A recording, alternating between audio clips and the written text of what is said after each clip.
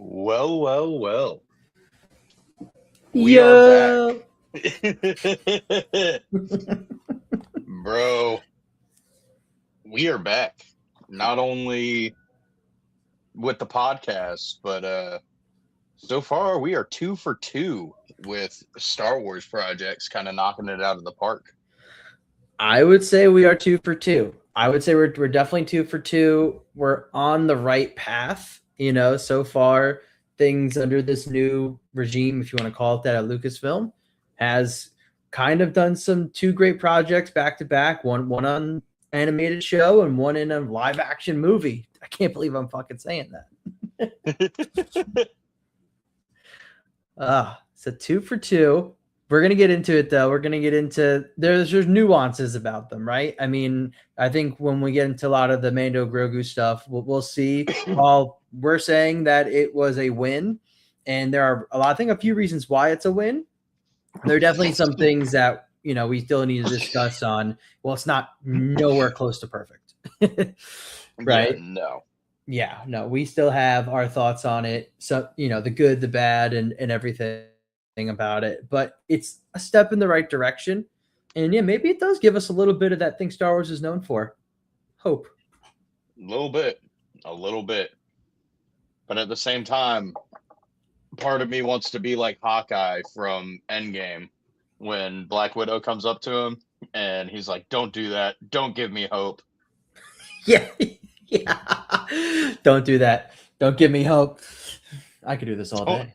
Don't get my hopes up that we're going in the right direction and then Starfighter just be like absolutely terrible. Like, please don't do that. Keep going in the right direction. Keep going up. Yep. No, keep going up. Yeah, no. So, I mean, Starfighter has big shoes to fill just because, one, yes, it's Star Wars, but two, it needs to make sure it doesn't fuck up this trajectory we're on, as well as it's gotta feel like Star Wars. I hope to see new planets. I hope to see new aliens, but I still hope to have those core fundamentals of what makes a Star Wars story.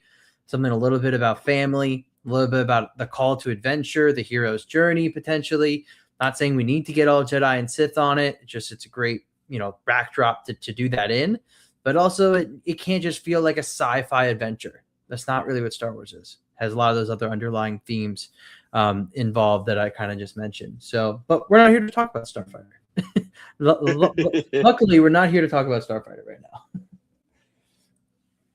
No, we can't even really talk about Mando and Grogu because we got to talk about Maul first. But before we do that, where the fuck have you been, bud? Why ain't you posting videos, sir? I've been so busy with my job. And same excuses every fucking time. Dude, I've been working like crazy, traveling a lot for work. I've been wanting to make, and I have some stuff written down for like a Maul review video, Mando Grogu video I want to work on soon. But yeah, I'm studying to get some extra licenses as well. So I'm kind of, when I'm in my free time outside of work, I'm trying to either like go to the gym, hang out with my girlfriend, and study for these exams. So I'm like, you know what? Do I want to spend 5 hours editing half a video? So somehow I've gone up 4 subscribers. Somehow I've gone up 4 subscribers, even though I haven't posted. So all y'all out there, thank you. You guys are the goats. But no, I'm making a comeback soon. I mean, I'm potentially this summer. I got a few trips coming up, but I'm potentially also maybe moving. I'm kind of looking also for some new things to do for work as well. Just trying to make a move. So I got a lot on my plate, nerd. Got a lot on my plate. But dude, you've been popping off just in general with, how many channels you have now? 3? No, just the 2, but Just I honestly haven't done shit until today.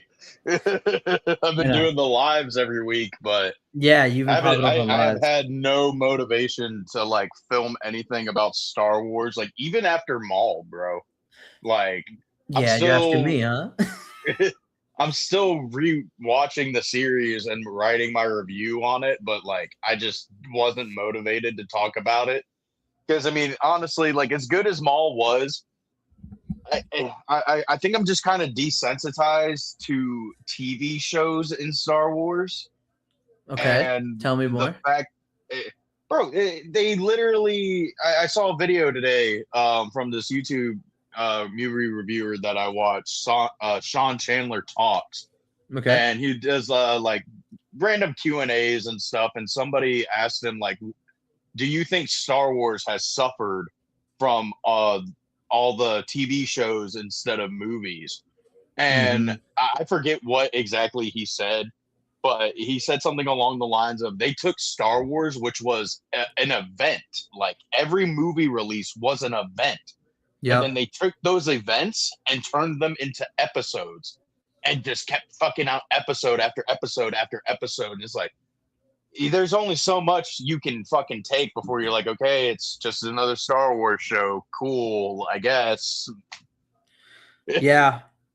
No, Like dude. the shows are It's true. cool. There's good things within the shows, but Star Wars to me is movies. Like that's what it was when I was 4 years old. That's how it was for me when I was 8 years old and the Clone Wars was coming out. Like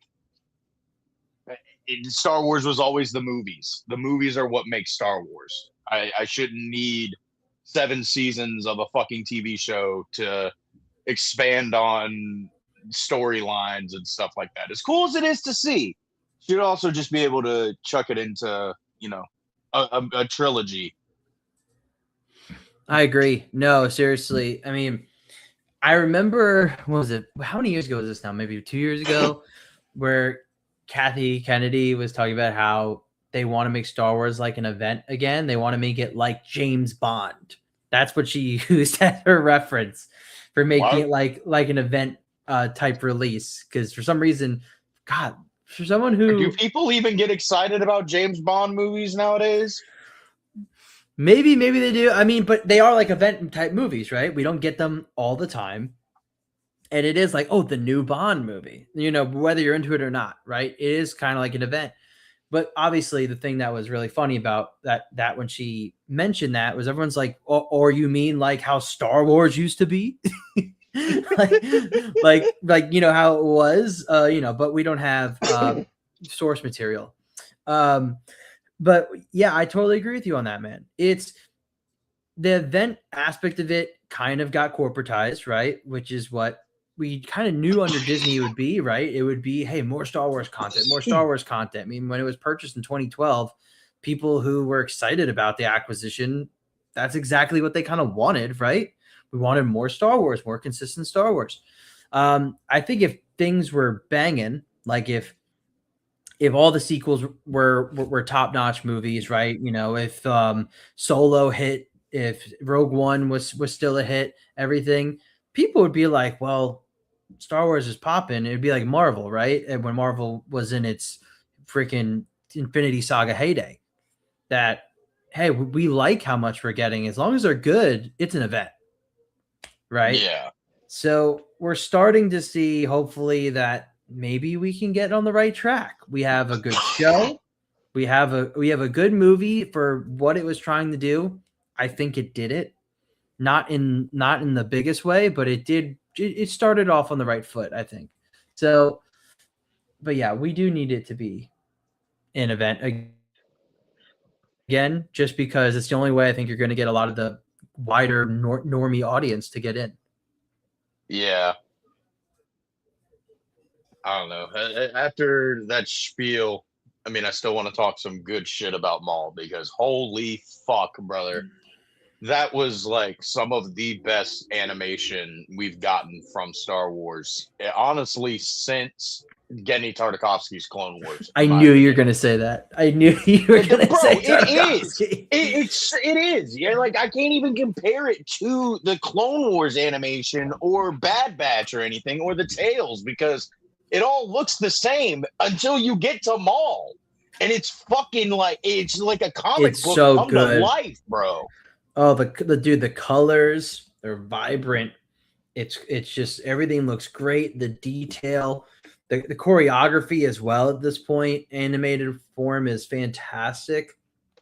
I mean, I'm a huge Huge fan of it. Oh, We got Squee. Bean. Bean. Oh, fuck, JT. Thou The leather jerky crystal button knot. not padded, agateering. I don't even know what that word means. What the fuck, Juice JT? sucking, I don't Janet understand that Jackson, reference. Spanish pouch.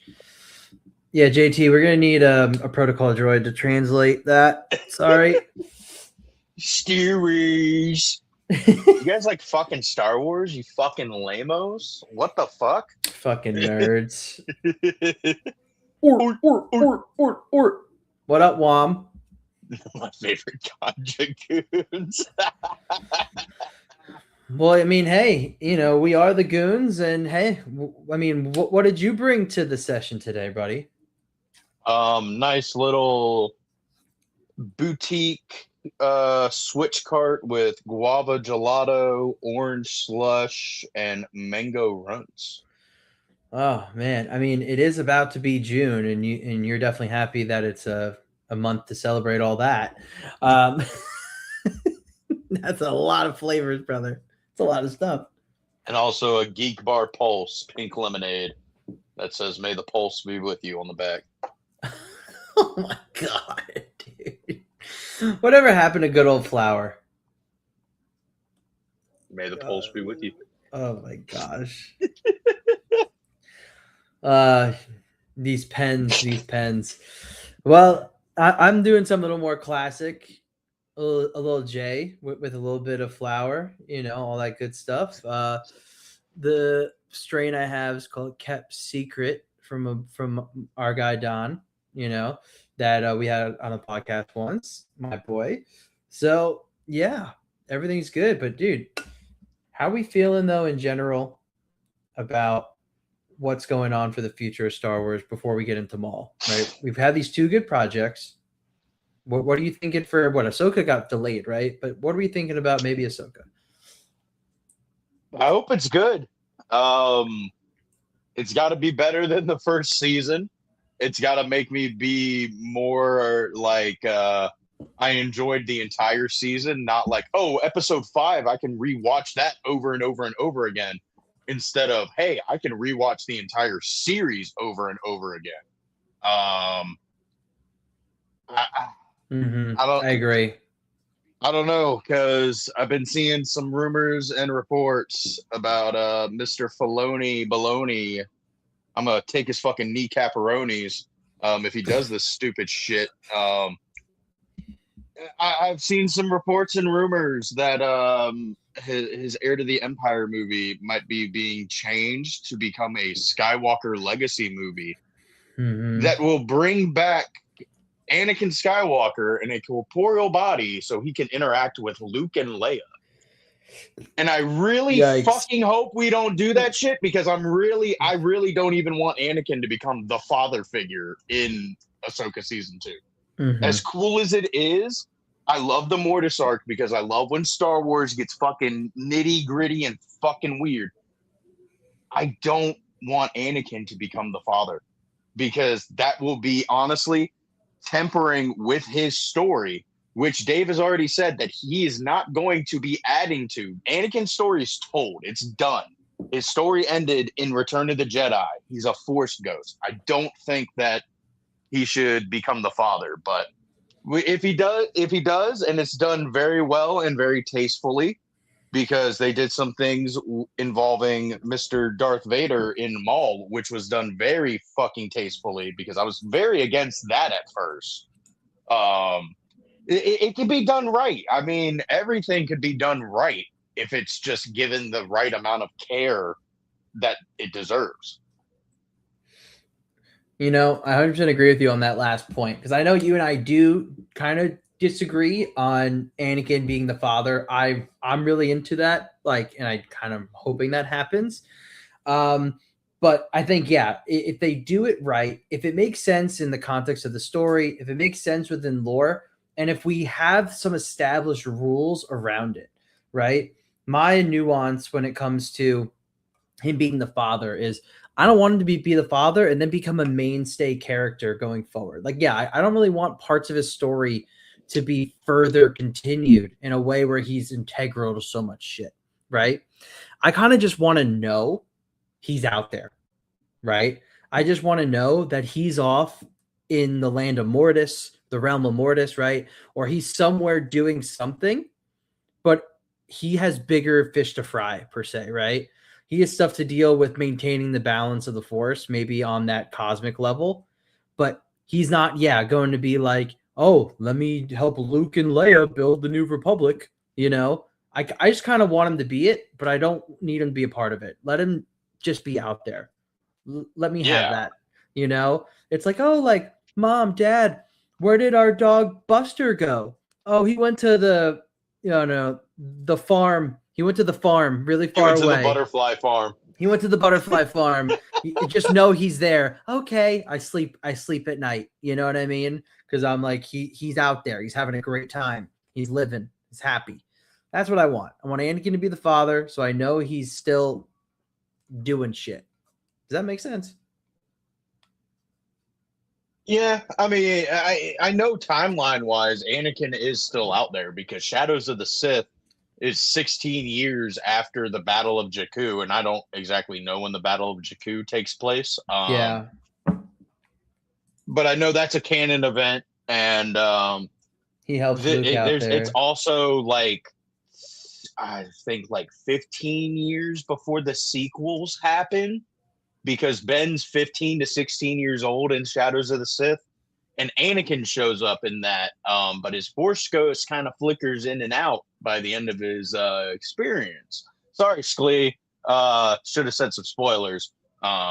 Sklee's reading that book, but I've talked about it with him a lot, with Anakin showing up in that, because it's just done so fucking tastefully that it's great, dude. It really is.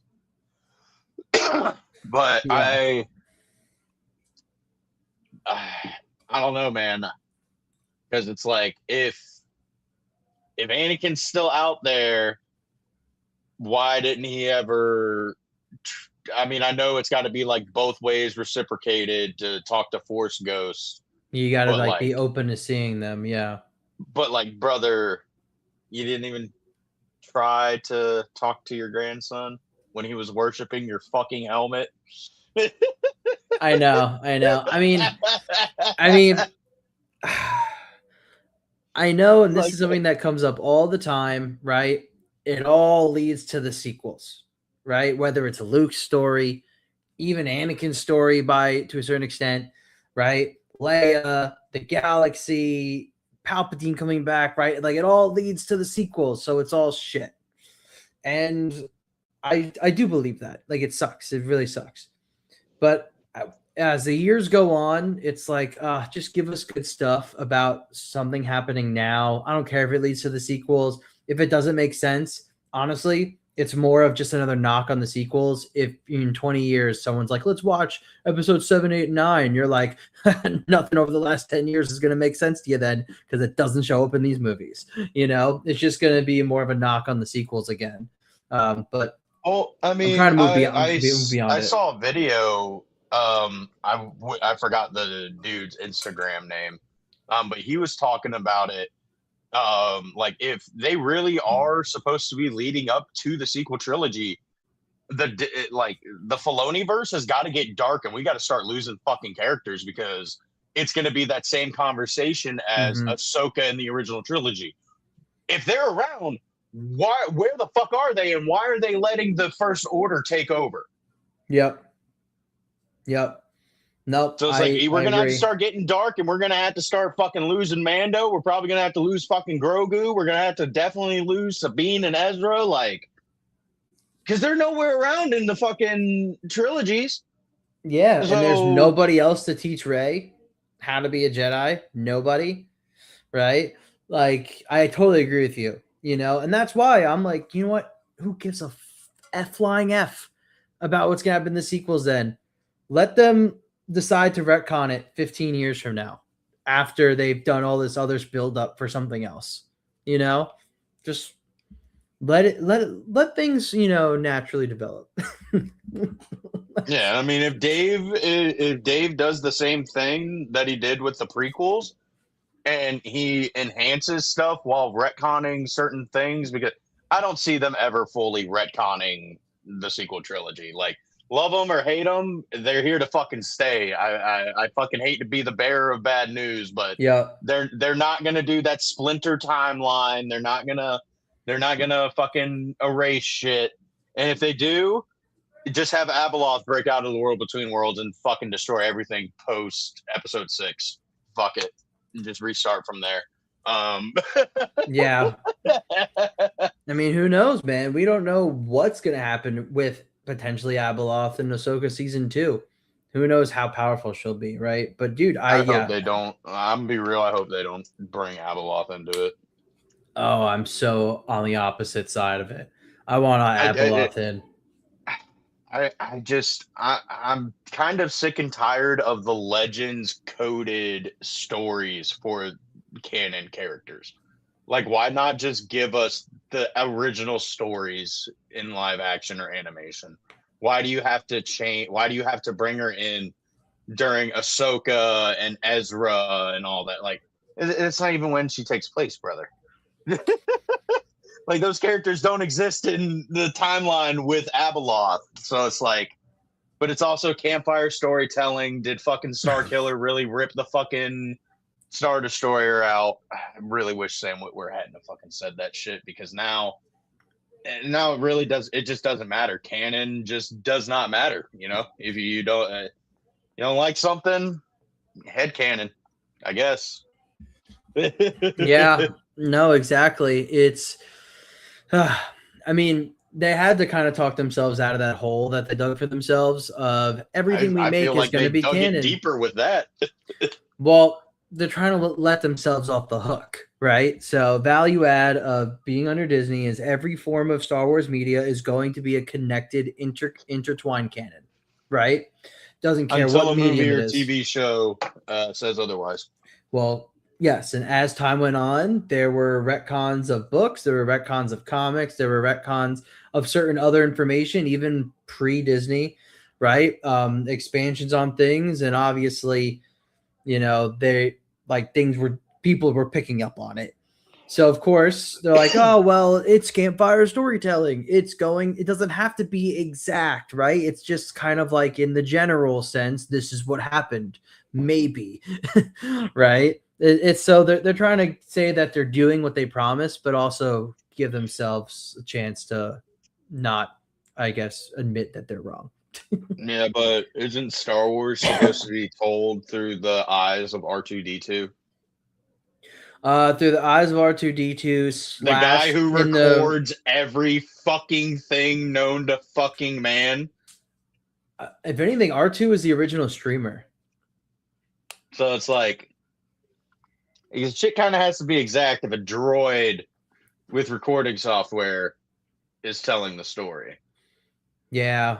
Or, but then when they translate it to the Journal of the Wills at the end, right? Like maybe the whale just heard blue lightsaber instead of green, like he just heard that. Aren't the Wills the ones that set everything in motion? Yeah, but wasn't one of George's like our first ideas about the perspective of this story is that they're reading from a journal, essentially, of what happened a long time ago in a galaxy far, far away, right? It's like the Wills thousands and thousands of years later are recounting these stories. You might be right. And then he changed it to the R2 thing, I think. But hey, you might be right. I don't know too much about the early drafts of Star Wars. It was like one of those like not original, but early ideas of like, and he thought about some of that stuff while I think doing original trilogy. But didn't really have all of it fleshed out. So who knows? Right. But guess what? He still made some good stuff, even without having a full concrete plan. He just actually has talent and vision and skills. Oh, also shout out Marsha Lucas, because oh my gosh, without her, brother, we would have Star Wars would have been a really different fucking movie. Yeah, no, yeah. Shout out to Marsha Lucas, R.I.P. Seriously, if you guys haven't seen, I'm sure a lot of those who watch our little podcast are in the know though on it. It's she passed away on the 27th of May, I believe, if I got that date right. She had a Yep. battle with cancer. So, but yet, that's something maybe we should watch. Maybe we should watch one of those YouTube videos, just a piece of it later about, there are so many videos going over the breakdown of Marsha Lucas saves the cut, right? Yeah, because Maybe we should do a I little bit of that know later. I know a Break and little just bit about honor it. her. Yeah, I know a little bit about it, and the Death Star run was just something that kind of happened in the movie. Oh my god. Yeah, no, I watched a few documentary videos or YouTube videos on it, that someone in a documentary format about it. And I obviously, what she did was super paramount for the film and kind of getting it on a better track. Of course, when some people who in the videos have really looked into it, did she save it all by herself? No. No. There was No. another team of people, but she was very imperative in that. So, and seriously, she's been a big advocate and voice for the original trilogy and Star Wars for a long time. She really was, and I think, what was it, a few years ago, she came out and said something, I think, negative about current Star Wars. She was like, pretty much they're rooting it. She's talked shit on current Star Wars, the prequels. Basically anything she didn't have her hands on, she talked shit on. Yeah, well, she's wrong about the prequels, but she's right about everything else. And I'll stand by that forever. I don't care. Well, speaking of prequels, we should probably get back to talking about good old Mr. Cut in Half Maul comes time, back baby. to life. First All of right, all, dude. R.I.P. Spybot, Oh my God. the best fucking character. Oh, dude, I was so sad when Spybot, and then he like melts in the freaking acid. I was like, oh my god, it's so sad, dude. Spybot was awesome. That was actually I love droids in Star Wars, man. That was he was so good. He was funny. He got the job done. You could tell Maul was connected to him. You could tell. He got sad. What if in season 2 Spybot turns and becomes Maul's new droid? What if? Oh my god! What if like he comes back, but he has like spider legs as well, like Maul? When Maul came back, we don't talk about spider leg Maul. Is spider leg Maul your nighttime demon? That you No, see that you would see be in your Man doorway? Spider. Oh my god, Man Spider from Spider-Man. But Oh my dude, god. fucking Maul was just literally everything was like it set a new gold standard for It did. the TV shows. Like, as much as I just talked shit at the beginning of this with like, yeah, we gotta kind of maybe cut back on the TV shows. This one really set a gold standard for if they do animated shows now. Like the music, the look, the writing, like there was barely any filler within the series. Like It's like the none. the worst part of the series is like episode 5, I think, where Lawson's getting interrogated by Maroc and the Crow. It's like we really don't. Nothing really happens in that until like Maroc goes to chase down Maul. Yeah, no, exactly. But dude, this show definitely propelled itself to be probably top 2 animated Star Wars of all time. Not talking about Tartakovsky, just because I'm keeping that in its own separate category. But anything from when Dave got there, this is top 2 animated for me. I can't tell if I like it more or less than either season 7 of Clone Wars, besides Martez arc, or the Tales of Jedi. Dude, Maul blows both of them out of the fucking water. And there's an argument for that. And sometimes I wake up and I'm like, yep, it's the best animated Star Wars. that's been there since Dave was there. So, dude, it looks so good. It was amazing. Now, what was your favorite part of the whole show? Episode 3 in its entirety, where Maul is toying with Devin in the shadows. Mm-hmm. That was just absolute fucking peak right there for Maul. Like that episode made him feel like the Phantom Menace. Shout out Clone Force 97 for using that analogy. I like that. I like that. Well, Because bro, was he? he's literally spending the entire episode in the shadows, messing with Devin and just getting her angrier and angrier until they Mhm. fight. Like it's great, dude. I fucking loved it.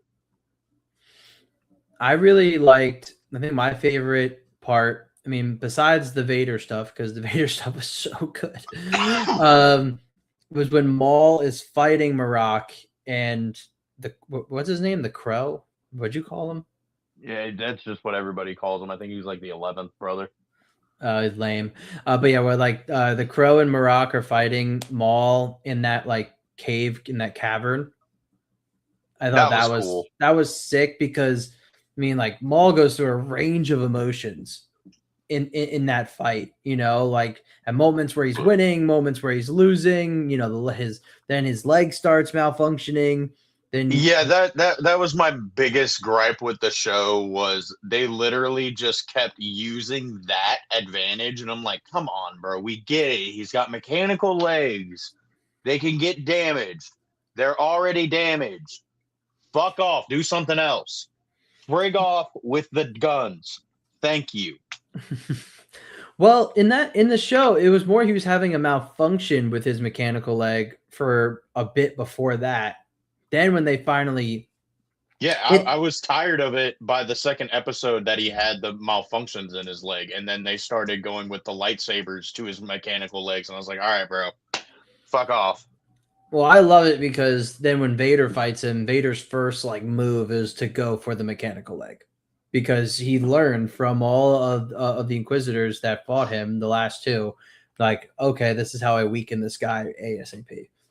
So I think it all has a purpose. I could see that through line. Well, see, if I can see if Vader had just gone for his legs without being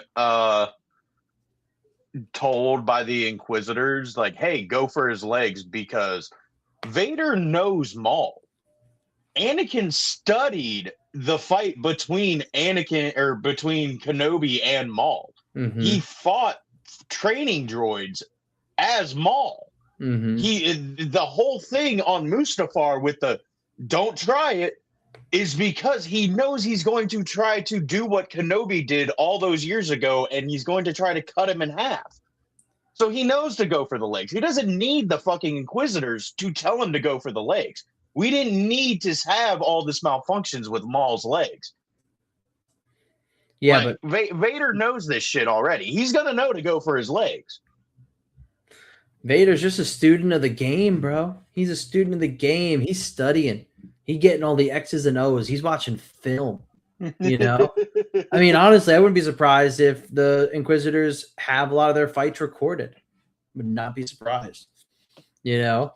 And Vader's going to be ruthless and take any advantage he can get. And which also, was he's amazing. Fantastic. I love what they did with him in the show. Like, it was, oh my god, chef's fucking kiss. They did it right. It was done tastefully.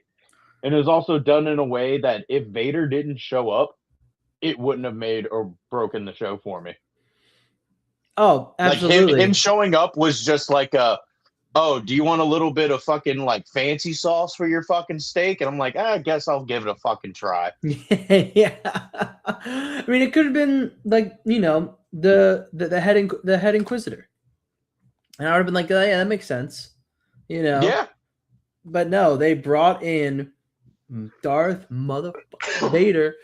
And dude, I will say that's probably, and actually not probably, you know, that is the best interpretation of Vader in his, let's call it his prime that or leading to his prime that we've ever seen. Yeah, I mean, there's just so much that he fucking did. I mean, when he pulls down the fucking ruins and he's like chucking them at Maul and Devin, like towards the Mm-hmm. end of the fight, when Mm-hmm. Maul fucking sends Daki to him to do a one-on-one with Vader. He's like, you go fight him. Which I'm calling it right now. Daki's coming back in season 2. Yes, he got stabbed, but when's the last time we've actually seen somebody die from a lightsaber stab? Fuck you. Fuck Just you. saying. I'm just saying. I don't want to come back at all. That dude literally had like a hole that we saw in his fucking So did body. Reva. So did Kylo Ren. So did Sabine. Who the fuck else has gotten stabbed? They're all whack. Daki's not whack. Let him stay dead. No, he's got to stay dead. He's got to stay dead. It's I can't even say it's a finishing blow by Vader because Reva survived. God damn it, dude. Oh, I hate the Kenobi show. I hate it so much. Oh my god. I want to like punch a wall. It's so dumb. And I gotta give them props for the Maul show because yes, a good bit of it does focus around Devin. Mm-hmm. It really wasn't a too terrible case of, hey, this is this character's show, but actually the main character is this random character that we introduced. Like, yeah, it was kind of like a 75-25 with them. There was definitely a couple times where I was like, all right, we can get back to Maul. Like, I don't need to see Daki meditating in the sewers while Devin's running away. Like, I really didn't need to see that. Yeah. Well, I mean, she was only a focus because Maul wanted her to be a focus. And that's why it works for the story, right? Part of Maul's goal was like, I need her. Okay, we need to learn about her, right? We need to see what's going on and how the Force is bringing them together, how Maul is puppet mastering, right? A little bit of what's going on in her world, to then have her fall exactly into his plans of I'm going to be your master. So if we look at it from that point of view, she's a big focus of the show because she's a focus for Maul, right? And it felt like that. You know, especially with others in Maul's regime saying like, hey, like, what are you doing? Like, leave this girl alone because we don't need her. And he's like, nope, I want her. And then she's a focus. That was a way better way of handling it than Kenobi with Reva, right? A way better way of handling it than some other shows, right? So I'm happy that we got to see Devin do a lot. Because it's just interesting to see what, how like we're all spectating. Is she going to be Darth Talon or an inspiration of Darth Talon? So the show was great. They had my attention. I'm definitely in on it. Yeah. The fact that they brought in Dryden Voss at the end, that was because fucking Solo is my like third favorite Star Wars film ever. Like it's Empire Strikes Back / Revenge of the Sith. Depends on how I feel when I wake up in the morning, and then Solo. Like, really, Solo's number 3. Yes, bro. Like that movie. It caught me by such surprise. Could I do without Lando and the L3 droid? Absolutely. I don't, especially with what they did in the Certain Point of View books, where the Millennium Falcon yearns for Lando because it's L3's memory or consciousness inside the Falcon's computer. It's a little fucking weird. I can do without that. Yeah, I can do it back. Everything else, that. Bro, it's just such a great movie. Yeah, I think Solo definitely gets more shit than it needs to. Here's the thing. I like Solo. I'm gonna say it right here, right now. Mm-hmm. I do not give a fuck that Aldrin does not look like Harrison Ford. I don't give a shit about that either. The only thing that matters is that he acts exactly how Han Solo would have acted. Yeah. No, I loved his portrayal of it. He acted so great. that. I mean, yeah, his mannerisms were good. I mean, I could see him being one day the Harrison Ford version, right? So, yeah, I mean, that's one thing too. And another Kathy quote, right? Like, oh, we felt like it failed because we didn't use deep fake. No, that's not it. It failed because you reshot the movie 3/4 of the way while filming the movie, and then the discourse of The Last Jedi, and then you guys were like, "Hey, here's another Star Wars movie." Yeah, I mean, I really want to know what the original version of that was going to be before Ron Howard came in and like turned it upside down. You know what I'm talking about?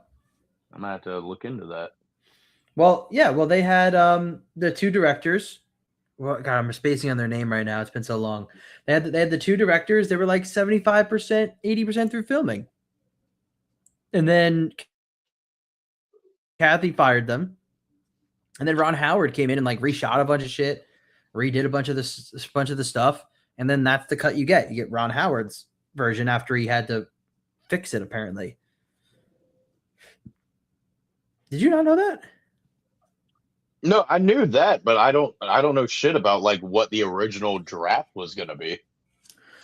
I know. I really wish I knew. That's what I'm saying. I wish we knew because it's. I like Lord and Miller. That's who it is. I like Lord and Miller's stuff. I watched something recently that they did.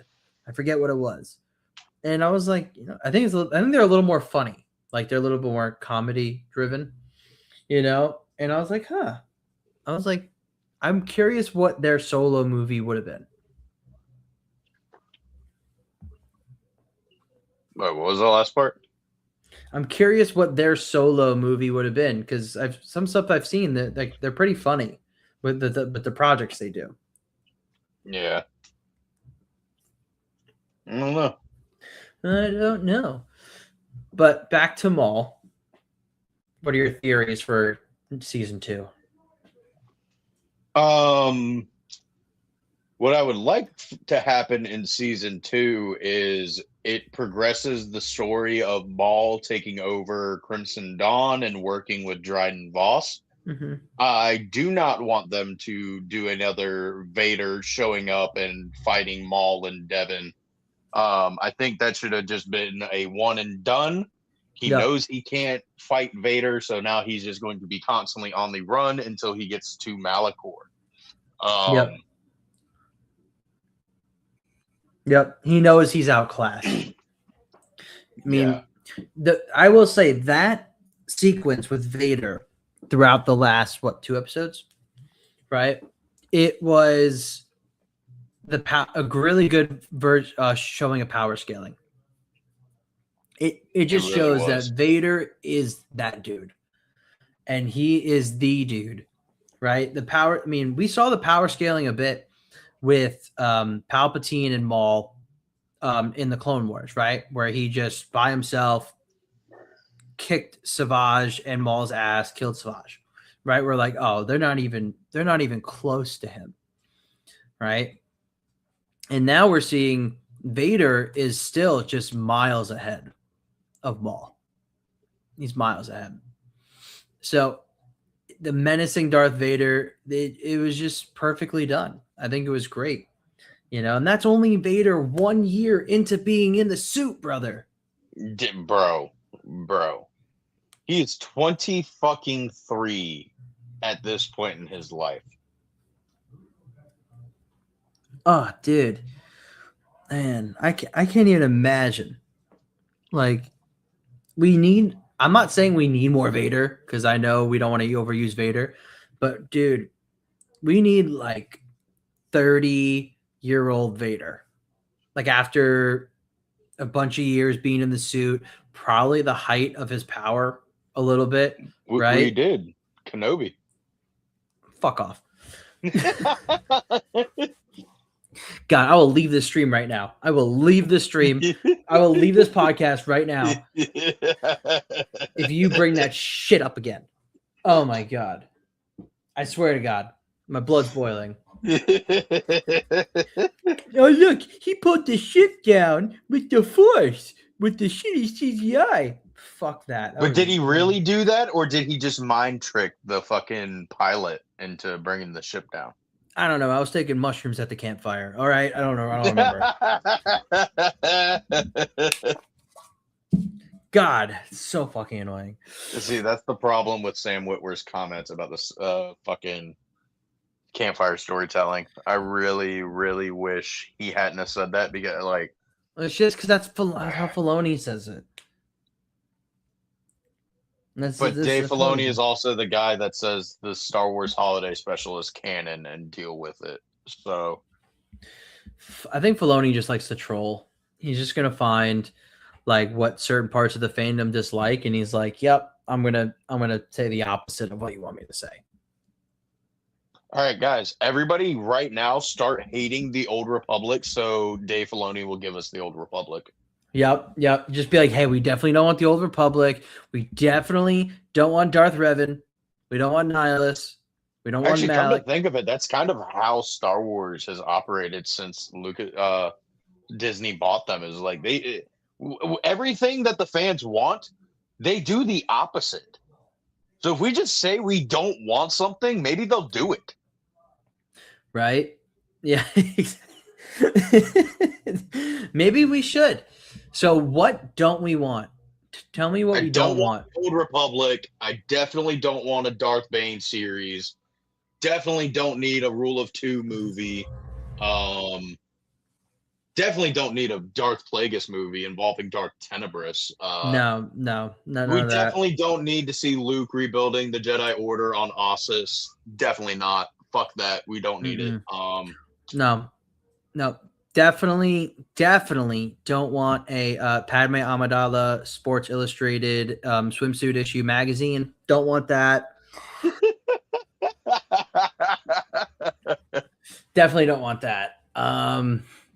What else don't I want?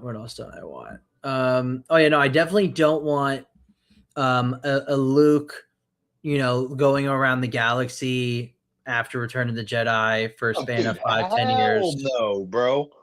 Hell no. I want them to focus solely on Rey and her movies. Just give me all of that. Oh, I can't even say that shit with a straight fucking face. I want Rey. I really can't. I want Rey to go back in time. I want Rey to go back in time, and I want Rey to be the first Skywalker and give birth to Anakin. I want her to be Shmi. That's what I want. I want this to all be. I want this to all be around. Stupid fucking fan theory. I want her to be the reason for. Actually, I want Rey to go back to Typhon, to Tython, and I want her to actually be the one that is controlling the Thoyors and bringing all the Force sensitives to Tython. So I want her to be the reason why there are Force sensitive beings in the galaxy that learn the Force. That's what I want. And you can't tell me it's bad, or else you're sexist.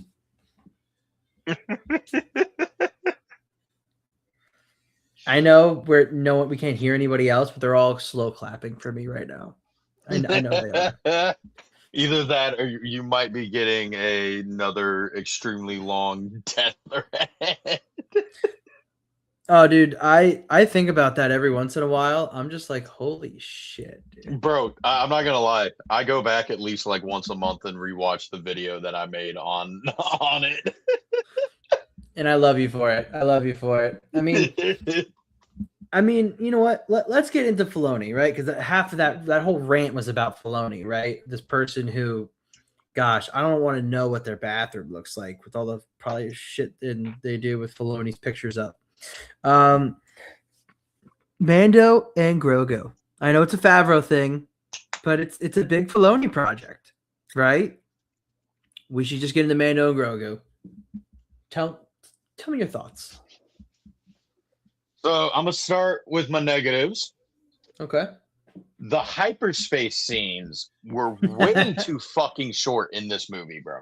Way too fucking short. Literally, like they would get on a planet, be like, all right, we're getting back on the ship. We're entering hyperspace. Oh, by the way, we're here. Ain't no way in fucking hell these planets are that fucking close together. Here, I'm you know not what? I'm very. gonna pull them up. I don't have the whole Star Wars galaxy map memorized, but I got a feeling Shikari, Nalhutta, Aldelphi Base, and Navarro are not within a 5-second fucking hyper jump space. Definitely not. Dave Filoni, I said this last night on The Broken Tusk. You are not Stan Lee. Fuck off with your cameos. I don't want to see your cowboy hat in another live action project ever again. No, that shit takes me out of the movie. It's not. He thinks he's Stan Lee and he's not. I'm sorry. Like it's not it. He's got a cowboy hat in the fucking bar. I was like, bro, what's with you in the goddamn cowboy hat, bro? I'm like, why? What's with him and wolves, brother? What the fuck? All right, here, I'm gonna share my screen. Let me know when you can see it. You got it? Okay, so what planets do we need to look at right now? We got to look at Nalhutta. Nalhutta, Shikari, Navarro, and wherever the fuck a Delphi base is. So where the fuck is Nalhutta? Hold on, let me zoom in. This is on the Star Wars website. It's official. Nalhutta would be like near the. Right here. Oh shit! So Nalhutta is right here in Hutt space. Okay, and then is Shikari? I wonder if Shikari even on here. Shikari is a moon, I think, because Lord Janu is the syndicate leader of all the moons of Shikari. Oh, is Shikari a moon or is Shikari the planet? Shikari it's a moon of Shikari. Shikari's a moon around something. Okay, so Nalhutta is here, and then what other planets were we thinking? Navarro. Shikari? Navarro. Is Navarro? Do they even have Navarro on here? This is the most updated map. It should be. This is okay. So let's check. Let me look up. Where is Navarro on the map? I'm just gonna look it up and then I can find it because I'm not gonna look through it for fucking 10 years. All right, Navarro is. God, I feel like people are literally posting Shikari's about in the outer rim. Yeah, Shikari's in the outer rim system. So there's no way in fucking hell that he goes from Hutt space. Fuck off. No, there's no way, bro. There's no way, right? Yeah. Like these the are all super hyperspace far. scenes were too short, bro. Navarro is also in the outer rim. Yeah, so there's no way. Yeah, it's in the Dalacron sector and it's in the Navarro system, of course. But other than that, aside from the hyperspace scenes, because I feel like we could have easily gotten some character development or character interactions between Zeb and Mando, because I agree. I feel like we definitely are going to get a season 4 that's going to take place before the actual movie, even though the movies already came out. Yeah. Because there's a lot of stuff that they need to explain, because it's like, why is Zeb and Mando working together all of a sudden? How is Grogu, as much as I love that Grogu has progressed and is like efficient and actually like competent with the Force, how the fuck does he know how to do all this shit? Like, I understand he spent like a year to 2 years with Luke Skywalker, but you still got to explain a little bit. He's really progressed. Yeah, so it's like, I mean, you got Luke, I'm a real boy, Pinocchio looking ass, and Empire Strikes Back not being able to lift an X-Wing. But little baby Grogu is lifting an entire fucking jacked up hut at the end of the movie. With no problem at all. Because in the first season of The Mandalorian, when he stops the fucking, what is it, the Mudhorn from destroying Mando, he fucking stops him, and then he fucking passes out. So I feel like you got to explain like where I know he's progressed, and I know he's definitely been doing training, but like I feel like we should have seen that in the movie. I agree. No, there's definitely a little bit more I'd like to see when it comes to that. And sorry for looking at this map like crazy. I was just like, wait, where is a lot of this stuff? You know, I just realized that Tatooine is right next to Geonosis. Yeah, it's less than a parsec away. So why the hell did he need Anakin to boost the signal in Attack of the Clones? It's right next to each other. No, he was trying to reach anybody. Yeah, but then he's like, can you boost my signal to Coruscant? Yeah, where's Coruscant from Geonosis? Well, it's all the way over here, but like what I'm saying is Tatooine is right next to Geonosis. It's like the same distance pretty much. Geonosis is just a tiny, tiny bit farther. It's just like you would think Tatooine, I know it's in the Outer Rim, but you would think that like Tatooine would have been like halfway through. And then from there, Fucking Ricky. Yo, pass that ish. You sleeping on puff pass. Ricky, you can puff pass with us any day, dog. Any day. Also, I just realized Oct 2 is all the way out here in the unknown regions. And Mercata Prime's over here. And Ilum's in the after this puff rotation. Bell of taco, I like. Let's see. And then Ilum's in the unknown regions. What the hell? Okay, no, Ilum doesn't exist anymore. It's Starkiller Base. Wait a minute. It doesn't exist anymore. Well, yeah, it's gone. It's gone. Wait. So you're telling me that they shot from here, from this area, they shot to where the New Republic was in what sector? I don't fucking know. I don't know jack shit about the sequels. And they took out the whole. You know how many freaking planets that needs, like planet systems that needs to go through to hit wherever they were going? What the fuck? That makes no sense. Hey, man! This is also the universe where they went to Exegol, and it was like a fucking urethra track, and somehow the entire galaxy managed to make it through all those tight twists and turns. Wait, repeat that. I heard urethra track. What? This is also the galaxy that has the planet Exegol, and the only way you can get there is going through the urethra track of like a wormhole or some shit, and it's got all these tight twists and turns, and yet the entire galaxy managed to get through that. Oh my god, yeah, that was right. Literally, like, yeah, oh my god. I was like, wait, you're telling me like these big ass ships are gonna all go through that? That makes no sense. Oh my god, that's right. That's right. That's the path my kidney stone takes on its way out. Oh my god. Okay, it's the Hosnian system. I don't know where that is. I don't know where Hosnian Prime is. But I have a feeling it is somewhere like further away. That makes no sense how they would have taken a straight shot from here to wherever the hell Hosnian Prime is. All right. Well, enough about that. All right, let me stop sharing because I'm getting distracted. Stupid joint.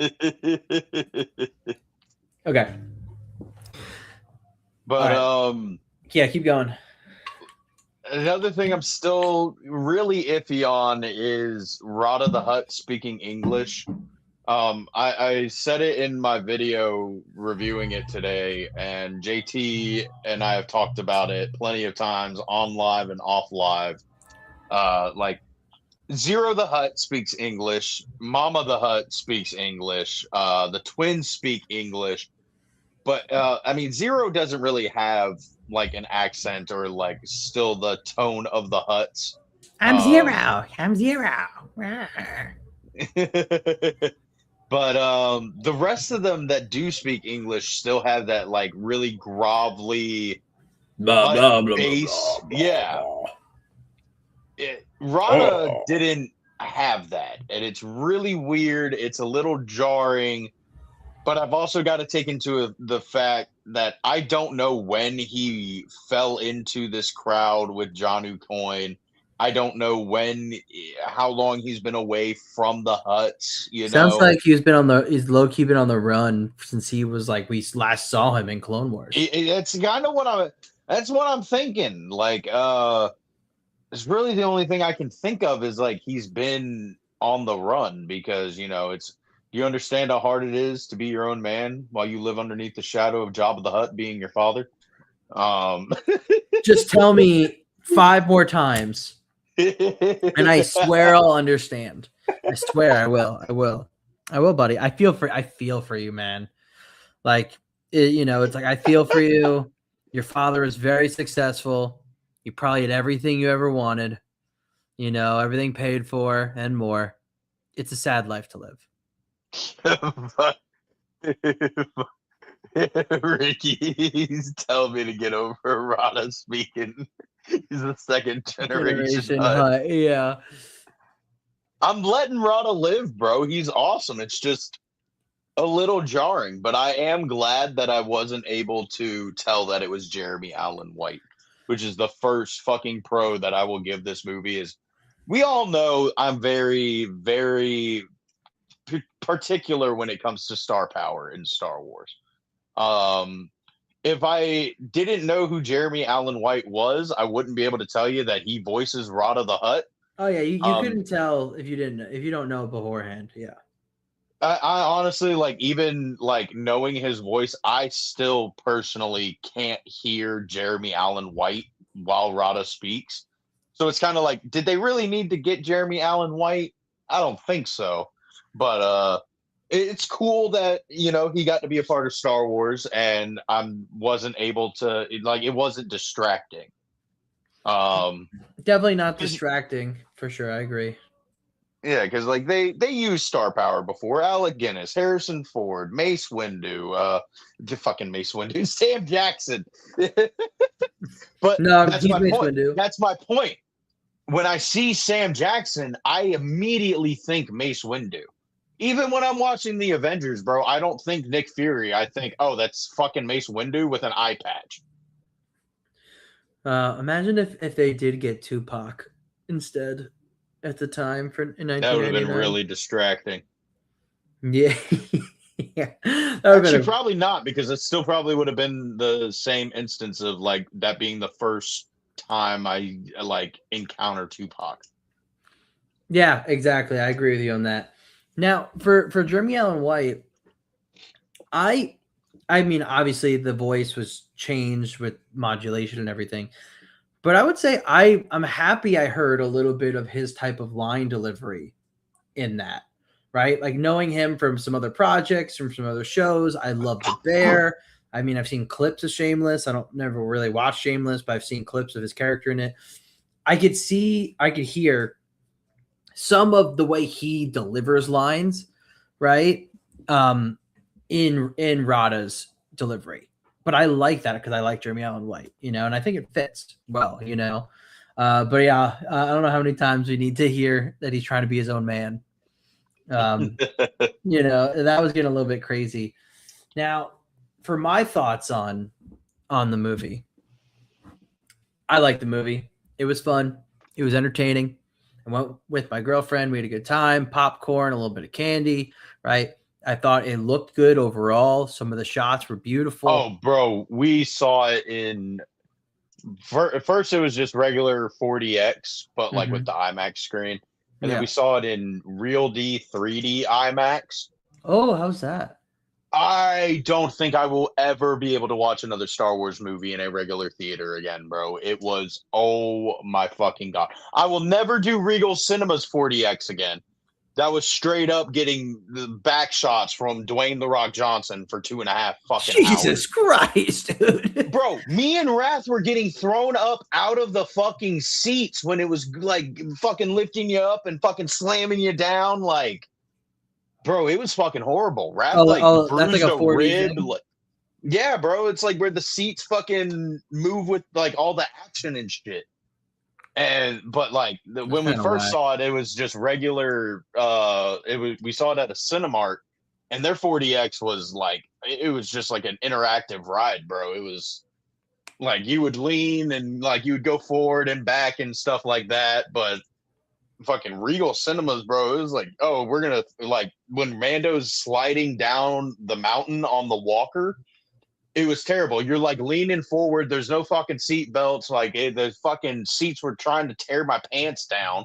I'm trying to eat my fucking popcorn, and every time I go to eat my popcorn, it like lifts me up in the air. I'm like, fucking hell, dude. They're trying to Fuck pop your this. butt. Pop. That's crazy. I heard the 3D was pretty good, actually. Thor Skywalker talked about it. The 3D was absolutely insane, bro. That shit coming right off the screen at you, like, oh my God. I definitely gotta check that out for sure. I haven't done any of that stuff. I'll do like IMAX. The theater I went to for me that did it. It was like kind of like it was like the Dolby like screen. So like the sound quality was absolutely fantastic. But it looked really good. I mean, I thought the movie looked good. I thought the CGI for the most part looked pretty good as well. Embo looked great. I thought the Hutts looked great. Like I didn't feel like they were computer generated characters, which was good. Now, yeah, in terms of the story, I really liked overall certain aspects of it. When it came to, you and I talked about this off pod beforehand. It's a Grogu movie. At the end of the day, it's really a Grogu movie. It's kind of just a status quo movie for Din Djarin, right? He's just a man, trying to make his way through the universe, right? As some other famous Mandalorians we know. And he's just there to do a job, right? He's just there to do his jobs, work for the New Republic, make an honest living. But this was really a Grogu movie. And the stuff that was Grogu focused, I really enjoyed. The action with Din is great. But I really enjoyed. Dude, it was great. I mean, I'm seeing a lot of discourse online of people being like, "Oh, there's no character development for Din Djarin. Nothing really happens." I'm like, did we watch the same movie? Because if I remember correctly, the Mandalorian's character development is done through seasons 1 through 3 of his TV show. 1 through 2, maybe 3. Well, overall, fucking his story is told through the TV show. Yeah, he doesn't hate droids anymore. Mandalorian and Grogu. Yes, Mandalorian's in it, but they also knew that they needed to progress Grogu. They knew that we were tired of the cute little defenseless baby. Yes, no, fucking type shit. Like, do they still have the weird cutesy shit where like he's still getting snacks from people? Yes, absolutely. I kind of fuck with it. But at the same time, like when Mando gets poisoned by the dragon snake, or not even before that, when Embo shows up and fucking, which I love JT's analogy on the Broken Tusk last night. He was like, Mando has wall hacks and still lost. Yeah. But Wrath also made a really great point that Embo he already had him on the jump because he had set those traps out in the field, and Mando, being the dad figure, immediately rushed out to go protect Grogu. He wasn't thinking about like, oh, he could have set traps. Like he's like, hey, I need to protect Grogu. Well, absolutely. Mando's not thinking of himself. Yeah. And that's part of the character development we saw from previous seasons, right? Exactly. This is kind of the culmination of that. But everything with Grogu was really where the character development was. I mean, we didn't get character development for Rada. There's none of that, right? There was a lot of things that were stagnant in this movie. He gets to be his own man. He doesn't have to live underneath the shadows of Jabba the Hutt anymore. Shit, I missed that. But I'm honestly, I'm kind of sick and tired of the trope of characters like being reintroduced or being introduced in general and then being like, hey, I'm gonna go work for the New Republic. Like, no, you can do other things than work for the New Republic, guys. I promise. There's so much more out there in the Star Wars universe. Yeah, right. Like work for Crimson Dawn. I mean, honestly, with Rada, bro, like he had a good thing going until the Djarik match. I was like, You could have just gone back to that, bro. You didn't need to join the New Republic. Yeah, right. He could have been like, I'm just gonna be a warrior now, right? So yeah, so let me get into then some of what I didn't like about the movie. What I didn't like about the movie is that, well, there's a lot what I went I went over what I did like about how it looked and everything. To me it still felt like it was 3 episodes, 3.5 Oh, for episodes. sure. I think you and I talked about it. There is a specific moment in the movie where you're like, this is like where you would end an episode. And I Yep. didn't You can need the literally third act. you can point. It's not even just one. There's multiple points in the movie where you're like, cut to black, directed by Jon Favreau. Yep, exactly. I mean, one of those points for me that was very obvious was when he sends Rada off in the gunship. He's like, yeah, like I don't want to see you on my list again.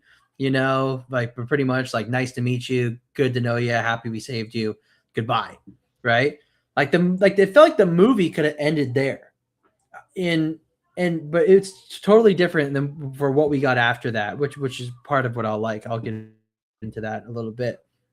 But that's one thing I didn't like. It still kind of felt like a TV show, just kind of jammed in together. We've talked about this several times over the last, year and a half, 2 years.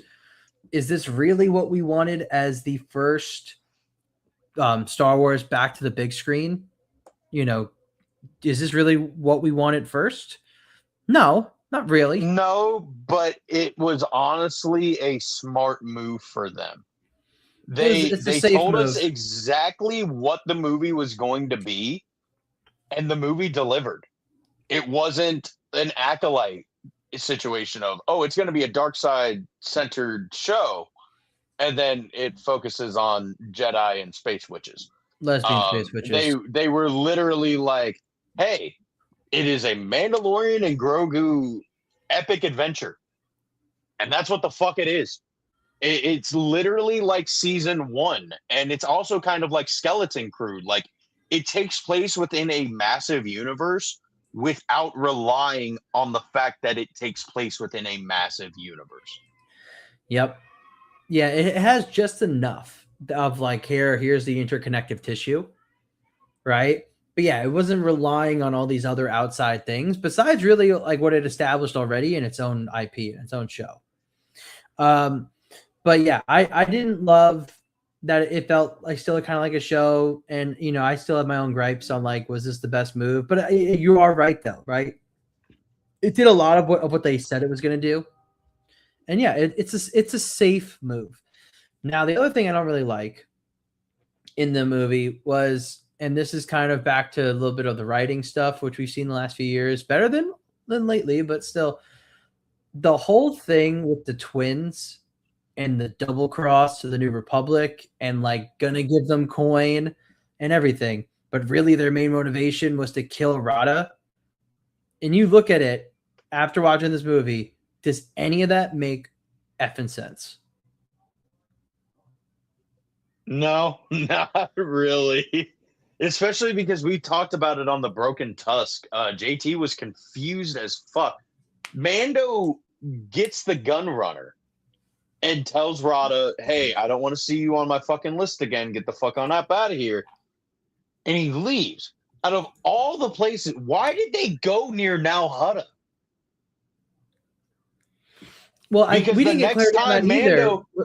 Yeah. When Mando gets captured by Embo, he's taken back to the huts, and Rada's already there being fucking electrocuted. The ship that he crashes into the palace is the ship that he got on. Why would they go to Nal Hutta? And the only thing we could come up with was maybe the gunrunner was a double-crossing piece of shit too. Or like, hey, the gunrunner is a droid, right? So it's like, was there something, was it whether it was with Embo or whether it was with the Hutts that, it somehow hacked it, broke into it, you know what I mean? Like, to then make it go back to Nal Hutta. Clearly there was something afoot, right? When it came to that. It had to be, bro, because like without that, it makes no sense of why the fuck Rada would go anywhere near Nal Hutta when he's being hunted by them. Yeah, no, absolutely. I mean, there's that, but then also it was okay. So the twins want Rada dead.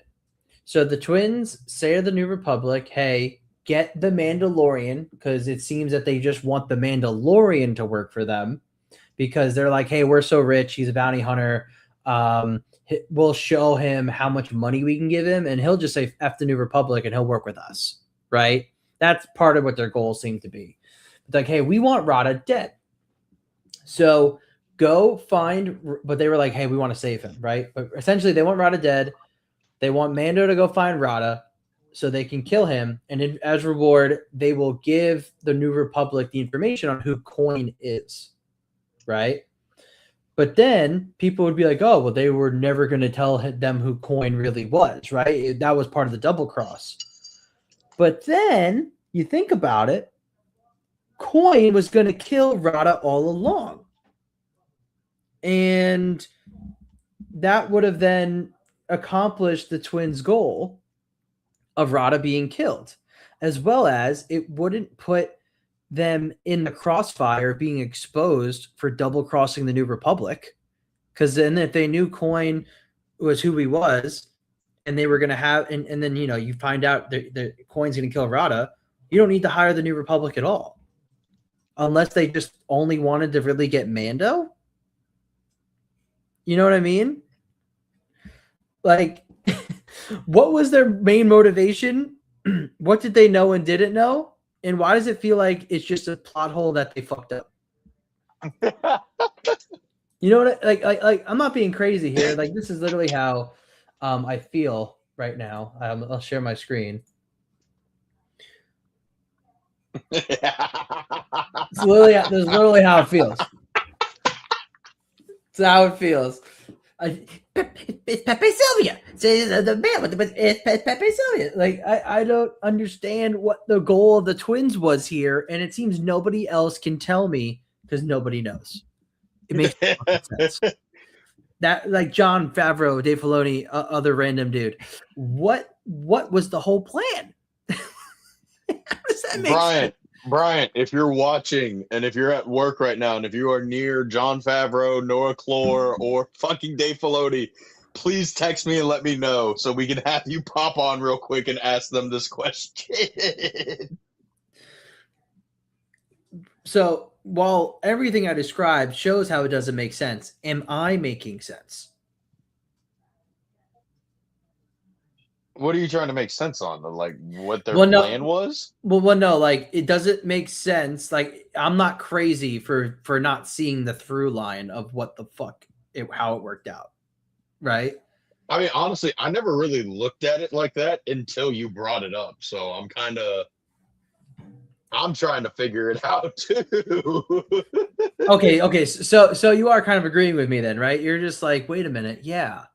What was a little bit? What was the point of the twins doing any of what they did? What was the point of any of it? Doesn't make sense. It's like, so did they know who Coin was or did they not? Right? And then did they want Mando or did they want to kill Rock? Like, it was just like, oh my God. Like, that's kind of the shit writing part of some of this stuff still, where I'm like, that kind of can, like, blow it all up. It's like, what the fuck? Oh my God. Also, another thing from and then I'll go into the last few things I loved about the movie after this. If it was so easy to send 6 X-Wings to Nal Hutta to blow up the palace and, in their eyes, kill the Hutts in charge, why has nobody done that for 1,000 years?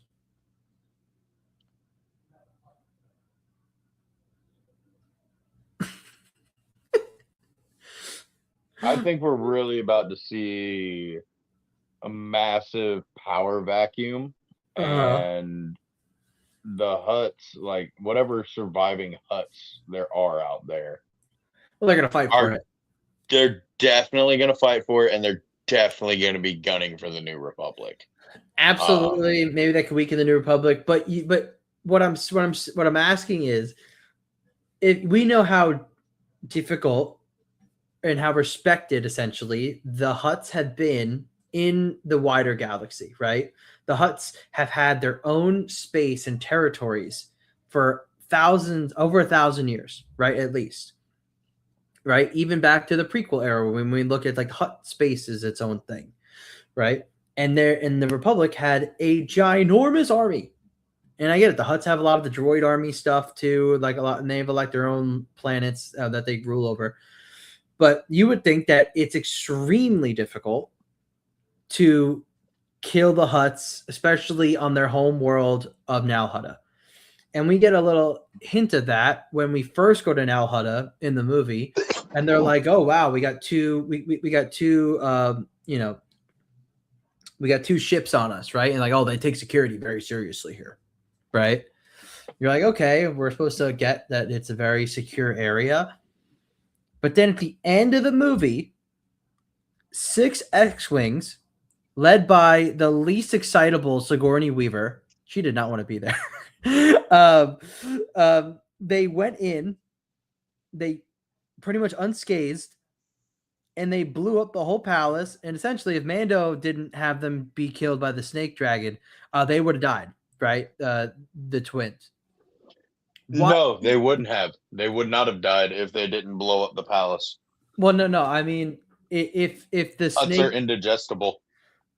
well, yeah, but I mean, like, okay, well, still, like, if they weren't swallowed by the snake dragon, you know, they were in the palace, they still would have then in the New Republic. They think that they killed them, like oh yeah, we just are because we shot them. They're 100% dead. But if it was so easy to do that, why is the Republic never once brought an armada to just go kill the Hutts and take over? 6 X-Wings. 6. Well, I swear I remember in the Phantom Menace, Qui-Gon or Shmi talking about like how it would just cause like intergalactic warfare if they were to intervene with the Hutts like that. Because that's why like slaves on Tatooine are still a thing, is because it was just too much of a problem to like go and get rid of the Hutts. And now that they've done that, I think that we are going to actually see that repercussion.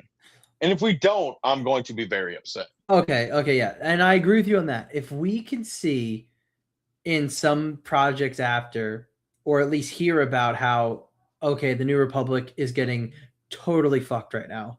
We're getting hit from all ends. But we have the Remnant, we have other rising syndicates, and we now have the parts of Hutt space that are literally overbearing us, right? And then I'm like, okay, maybe it makes more sense why the Republic for 1,000 years didn't just go in and kick ass, right? But if there's not that much repercussion and it's all kept internal by the Hutts, right? And it's just an internal Hutt war for who's going to lead, then I'm going to be like, you guys should have taken 6 X-Wings, 500 years earlier and fucking kill it. Which is kind of weird that you think, if you think about it, because the New Republic is supposed to be demilitarized. I heard it differently, where like maybe we're not going to use demilitarized, but they're decentralized, right? In a sense of, no, they're definitely demilitarized, because if they weren't demilitarized, then the First Order definitely wouldn't have happened. Just saying. Well, I think there's still aspects that we're going to learn, apparently, right? Like, I think apparently we're going to eventually see some of these remnants that do survive after Thrawn be like told, okay, you can get like your own sector and like just chill over there, which is bad to do anyway. It was really stupid. But I forget who I was watching or reading. It was like they're not demilitarized. It's just that like there's no central like authority on controlling the military. So it's like they have pockets of different military groups. They're just not all under one rule, in a sense. They're not being orchestrated together. So essentially, right? I mean, We would rather have the sum of the parts than the parts, right? And because they're Yeah, not all together under one orchestrated rule of like or direction, that's why also when we see the prequels, there is no, they say there's no like army, right? Or there's no fighting force. That's why the first resistance is just one of those pockets of fighters under the New Republic, but they're not an organized military. So I kind of forget where I was going with that, but all I know is that those are my only two really big gripes. But my favorite parts of the movie, though, is Grogu saving Din and all the stuff he has to do by himself. That was awesome. So for anyone, bro. I need a Tales. my God, they're wrong. I need a Tales of series where it's just the Anzellans and Grogu getting into shenanigans. Wait until Grogu can Because, drink. That'd be funny. oh Then we my get hammered. fucking god, bro! Speaking of drinking, did you catch that little line at the end of the movie with the Yeah, Anzellans when they get that's what done to me. me, boys? That's what done me. Dude, the Anzellans are Type so funny. it. That those Anzellans were absolutely hilarious. Dude, when he like that Anzellan that was captured finds them all in the Oh my rainforest. god, bro! And Mando in the palace over there. It's just like, And when they come my back, God, and dude. he's like, "Hey, Mando, we told you we come back, Mando." We thought you got back, and then Mando was like, I can't fit in there. Oh my god, dude. That is like I genuinely think that's like everybody's favorite part on the Broken Tusk is whenever he's fighting the dragon snake and he just so happens to look over and see the little light in the sewer grate and he just sees Grogu with the thermal detonator. Oh, and then he's like, dude, run away, run away. Yeah, and then when they finally get out and he's like, "How did you get here?" He's like, "We have ship, we got a ship." And they're running. And he just gets it, it's just this fucking RC car. And Grogu's like, what do you mean you can't fit? I genuinely believe that that's like the entire Broken Tusk favorite part of the movie. It's definitely one of my favorite parts too. Oh my God. But dude, I love this energy. We got to keep it going. But hey, let's it's a good time here. I think let's do our little smoke break and then come back and finish up. Let me find Yeah, find the little art thing. yeah, because it didn't let me upload it on here. All right. And we will be right back.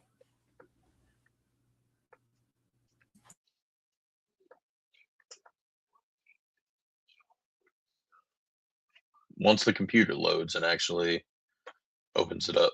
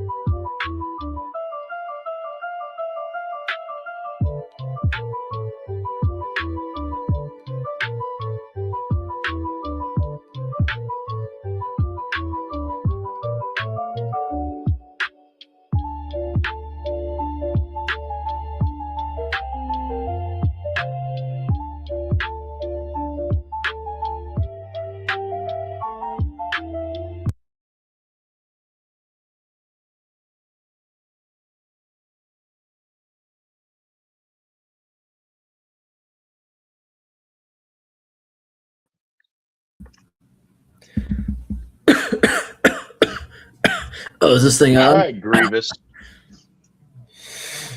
Obi-Wan Kenobi. General Kenobi. That was good. That was nice and needed. That was nice and needed. So we love the Anzellans. That's good. We love Grogu's arc. I mean, it was great to see Grogu actually have to fend for himself. I mean, first off, he got the Anzellans to go find Din, free Din. Then he saves Din and Zin. Then he saves Din and essentially keeps him from dying. Fantastic. Yeah. I was a little upset when he force sealed him. Like, I audibly groaned. Like, you can go back and watch the Broken Tusk podcast where we did the spoiler free and the spoiler talk. Wrath will confirm it. Sklee will confirm it. I audibly went, oh my fuck. But then he didn't get up because he didn't. Yes, he healed the wound, but he didn't heal the poison. Yeah. And I absolutely loved that. Yeah, that was a really good distinction on their part because I really thought they were gonna like make him come back, but I was like, no, he can't. And then he still was like down for the count, you know. And Grogu really, like, I mean, he had to do so much that we would not have thought he was going to be doing when we first got introduced to him in season 1, and then seeing in season 2 and 3 that he's really not progressing at all, right? So it was just so great to see him actually do stuff. And I'm excited, you know, for him to start doing more fighting and force stuff going forward. I just hope eventually we get him to get bigger, grow up a little bit in that sense. But dude, I'm calling it right now. When they do age him up, he's going to be jacked as fuck because he's going to be working out with Rada the Hutt. I'm calling it right now, bro. They're setting it up. I saw this from General Kenobi's bunker on Instagram. Shout out to him. Go follow him. He's a great fucking guy. His theory is that they're gonna set up Rada to be Grogu's companion for when Mando dies, and I'm 1,000% here for it. Honestly, I'm so here for that. I'm here for that. Like I do really like what they did with Rada overall. Like I like, dude. I just want to put it. I'm sorry to cut you off, but I just need to. I just need to put it out there. Like, yes, I talked so much shit about like who the fuck cares about Embo, who the fuck cares about Rada, who cares about Mando and Grogu getting a movie. Brother, Star Wars, Lucasfilm, Dave Filoni, Baloney, Nick Caparoni, John Favrinaros, and Noah Clore, all three of them fuckers made me care about a character that I haven't seen since 2008. Facts, dude. That's fucking so crazy, bro. Like, that's actually insane. That is actually, you know what? I'm really happy you mentioned that because that's what some of this shit needs to be about, man. Like getting me to feel something, you know? Like I know Rada repeated it 10 fucking times. He wants to be his own man, but God damn it, I want him to be his own man. I do. I really do. I mean, but it really wanted me to. I do want to see where Rada ends up because I'm like, well, we kind of now have a fucking jacked Hutt on our side. Like, we got to do something with that, right? Yeah, and I forget. I was just scrolling on Instagram and it was in some reels. Some other podcasts, people were doing it. We're talking about Mando and Grogu. Obviously, they were like, we finally have a Hutt that's not like a slime bag. Yeah, which is crazy. No, it was kind of refreshing in that. I was like, okay, I want to see where this goes. I was liking it to a point where I was like, you know what? Make him force sensitive. Do it. No, it's like, no, please don't. God. I was like, no. I was like, no, please don't. But I was like, damn. Now I want to see like a good version of a Hutt who's also a Jedi. Because, like, they're in apparently in Legends and canon, there is, like, some in the history. I think yeah. I'm like, okay. I could be down for it. And also, if the level of, like, CGI and you know the dialogue for those characters is that up to par as it was with Rada, I'm down to see more Huts going forward. I'm I down. will say they need to make the Huts bigger. Yeah, You well, look at Jabba was the Jabba. big fat fuck, though. Dude. You look at Jabba compare in Return of the Jedi compared to every other Hut that we have gotten. Yeah. What the fuck? Why are they so small? I feel like Come on, bro. Jabba was just that dude, though. You know what I mean? Like he was the big hoss. He's the big guy. You Lego know, Rebuild the Galaxy. Jabba is a Jedi. dumb. I feel like his Jabba was the richest, the most ruthless, the most powerful, the stinkiest, the meanest. So he's gonna No, be the he's not the biggest and stinkiest. fattest. That's literally Rada. Rada's name is literally Stinky. I remember that. That's cute though. I mean, I agree though. I mean, the twins could have been a little bigger. I agree because they're also older. But I don't know. I feel like the big Huts like Jabba, it should be rare. Like he's just genetically the best one, except Rada's. It just felt like the Huts were like, especially when he's standing next to Rada, bro. Like, it felt like they're just like slightly taller than the average human, and it's like, no, you're a giant fucking space slug. Don't they weigh like 700 pounds or something or It's more like, at least? Is it? How much do Huts weigh? Star Wars.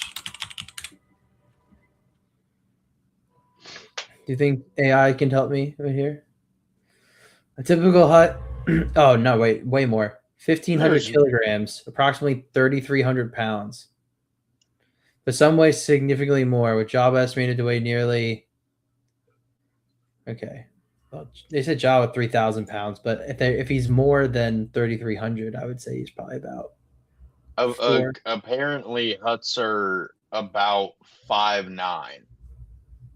What the fuck? When? Since when? Who the fuck changed this? Also, to find 5'9", from like their belly up when they stand up, Like, or like the whole length yeah, of them. their whole length can be up to 14 feet, but like when they're like standing, it's like 5'9". But yet when Jabba's standing, he's like 17,000 fucking feet. Yeah, well, that's what I'm saying. Jabba was just that dude. He's a Right? big No, the dude. fuck you don't. He's Shut the fuck up. he's considered overweight compared to other Huts, as he is a large slug-like creature. Oh my god, Brian. Known for being a crime lord. Jabba's size is particularly notable. He is often seen as a symbol of wealth and status among the species. Well, yeah, that's kind of like back in back in the day, where like all the rich people in history were all fat because it was a sign that you had money, you can eat food. But I agree with you. I would like to see some bigger Huts for sure. Definitely some bigger Huts. But yeah, man, no, I think I just want to see Grogu do more. But I'm so down for Rada and Grogu to like, that should be a buddy cop movie. Rada and Grogu. That's the name of the movie too. Rada and Grogu. So stupid. Well, dude, do we want to watch a little bit about Marsha Lucas in honor? As much as I would kind of like to end it on a little bit of a discussion that me and the boys have been having recently. And I would love to get your opinion on this. All right. So and I might have an answer. I made a poll on my Instagram and my YouTube. Let me pull it up real quick so I can say it word for word. Nice little train action from Outer Rim side. Yep, there's a train coming. So I'll probably mute my mic soon, but we'll hear it. But I made a post and I said, how do you feel about rare force abilities like force psychometry or force healing, etc., being given to new characters? Should these abilities be given to any and everybody, or should they be unique to the characters that had these abilities prior to new characters being introduced? Because there's certain things that like I really feel like really should only be like specific to that one character that was able to do it. Yeah, like how psychometry was more rare, and then we now see Cal Kestis and Ahsoka do it. Cal Kestis, Ahsoka, Marok, Yeah. and then there's Force Tame, like Anakin. It started with Anakin, then Baby Yep. Ahsoka, and then Clone Wars Kenobi, and then Grogu, and like, and Ezra. Ezra does it. And it's like, come on. And a lot of people were saying to keep them unique, but a couple of people were saying like give everybody every force ability, don't gatekeep them, and it's like, No, the gatekeeping, that's dumb. Yeah, no, I mean, yeah, I would say no. We got to gatekeep some of them for certain people. Like, you can't just like, give everything to everybody. That makes no sense.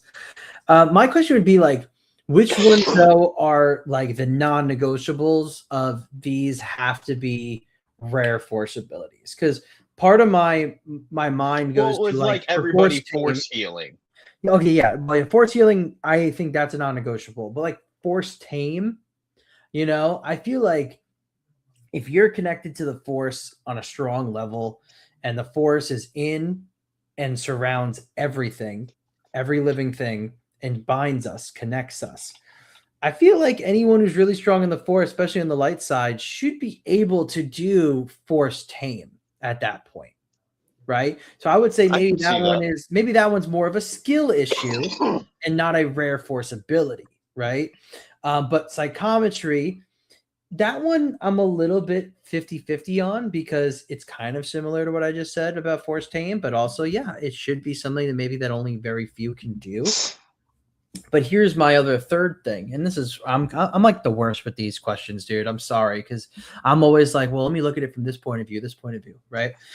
Well, I'm all here for it, dude. Yeah. Because So, I mean, it's not like there's a right or wrong fucking answer. I love to yeah. hear everybody's takes on this. So with the psychometry, right now, we understand, right, that there is the will of the force, right? The force does have a will, some sort of direction, right?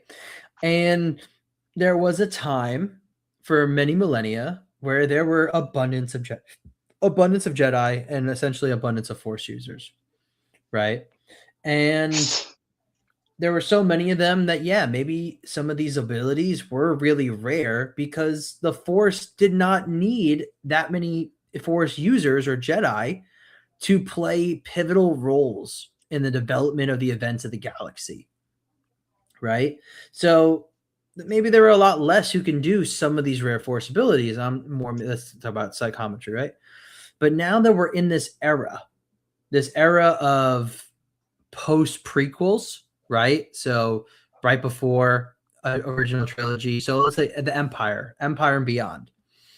There are a lot less Jedi or a lot less Force users in general, who could help follow the will of the Force and kind of go in that direction the Force wants the galaxy to go.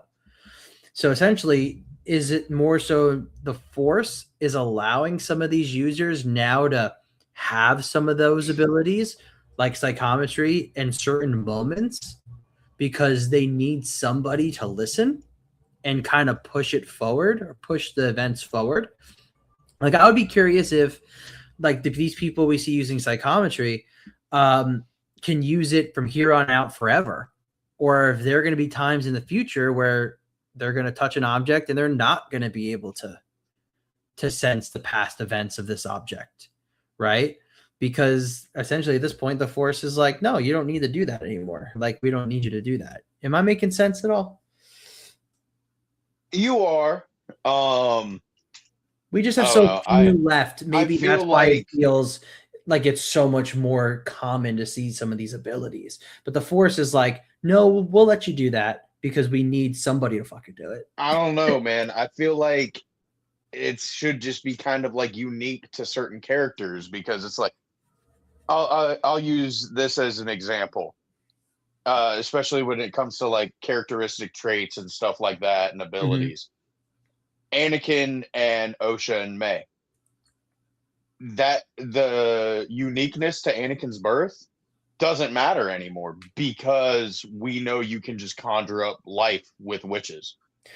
Yeah, no, that's should be a Vapod. non-negotiable. Yeah, that sucks. Vapod, bro. Mace Windu literally had to create it to keep Shatterpoint himself in check. I would say Shatterpoint's an even better example. Well, not even just that. I feel like the lightsaber combat would be a better example because he literally had to create his own style to keep himself in check, and everybody he tried to teach it to succumbed to the dark side. Yeah. Well, the good thing is it's like not everybody can fucking learn how to do Vapod. Yeah. Well, the good thing is they haven't repeated Vapod. And then I brought up Shatterpoint because if someone else was like, oh, yeah, like I can do Shatterpoint, I could see the weakest point in somebody's like being and attack it to defeat them. I'm happy we haven't seen Shatterpoint be utilized since Mace Windu and any of these people that we talked about. But yeah, that's another one too. If someone else just showed up with Shatterpoint and the two other did, I would be like, what the fuck? Like that's the bullshit. So yes, I agree with you. I agree with you on Vapod. I agree with you on Shatterpoint. The birth, that's just unfortunate, right? Not a force ability, but I agree with you. That was bullshit, though, shouldn't they? I would say force tame. I wouldn't put in the category of let's gatekeep it for one or two people. Psychometry, I'm 50-50, as I said, because I believe the force does need certain individuals to be able to learn or see things as how they happened to push through the events that the force wants. So following the will of the force, they need someone to listen. So there could be instances where it gives some force users who previously couldn't use psychometry access. Okay, so would you say that that's what the force was doing with Quinlan Voss, and he was one of the only Jedi, if not the only Jedi, to have force psychometry during the prequel era? Wouldn't more of the Jedi have had that ability? But I think I mentioned this when I was explaining a little bit earlier about it. There were so many Jedi that the Force did not need really that many at all. So then why would it need Quinlan to have that ability? That's for the will of the Force to decide. No, I know it's a cop-out answer. I mean, that's another thing. They need to quit fucking relying on that goddamn answer. Give me an actual concrete fucking answer. I understand it's a fictional fucking universe and it's a movie, but you can't I mean, there is the aspect of Quinlan might actually be one of those individuals from the get-go can have force psychometry and have it for his whole life. So I'm curious though if these other people who have adopted force psychometry, if it's just because they're being allowed to see certain events, or if they're actually going to be able to use it every time for the rest of their life. I guess that's my answer because obviously we don't know. We're not the ones writing it. Like there are definitely some people who can do the psychometry from the get-go because that's like maybe their special ability. But sometime in the future, the Force needs somebody who's force sensitive to see like the previous events around this object because there's a purpose behind what them needing to see it, and they let them see it. You know what I mean? So that's why I'll put that in like the 50-50 category. I would say another one that I think should be gate kept and not for everybody. Force judgment. Yeah, because that's what makes Plo Koon cool, bro. Like nobody else is able to fucking do that shit. I say force judgment. Yeah, that's one. Like the ability that Satil Shan and Yoda have. I know, like if anybody's watching my channel all the time, like this is literally just like a broken record. And also shout out to JT because he is a nasty little sweaty lord nut, and I absolutely fucking love it. Because then whenever like I go on sessions or talking with other people, I'm able to actually make that point. Yep. Like Yoda and Satil Shan absorbing Mhm. force lightning and stuff. Yeah. Not everybody needs to do that, because if It's everybody very was able difficult. to do that, why the fuck didn't Luke absorb Palpatine's lightning? Yeah. Why the fuck? Since everybody can force heal, bro, why the fuck didn't Qui-Gon Yeah. get force healed by Yeah. Obi-Wan? Why didn't Obi-Wan use force speed the entire time during the Duel of the Fates to keep up with Qui-Gon and them? Like, you see the issues? You see the issues Yeah. with everybody has every single ability? I agree. I don't think, and I'm with you. I don't think they should. Yeah, force heal should be for very specific people. Um, Now the absorbing force lightning, I could see that being a skill that only those who are at the absolute mastery of the force and are so maybe embedded in the light can do. Right. And like, it's not like, oh, you have to be gifted with that ability. No, you have to like be like a Yoda level character who has learned how to do it and be taught how to do it as well. Like, I see it very similar to, you watch Avatar: The Last Airbender at all? I did when I was little. Zuko had being taught how to redirect lightning so it doesn't kill him. Right? It's a very difficult technique, but in there, his uncle Iroh shows him this technique, and his uncle, while he was alive, was an absolute master of firebending. How to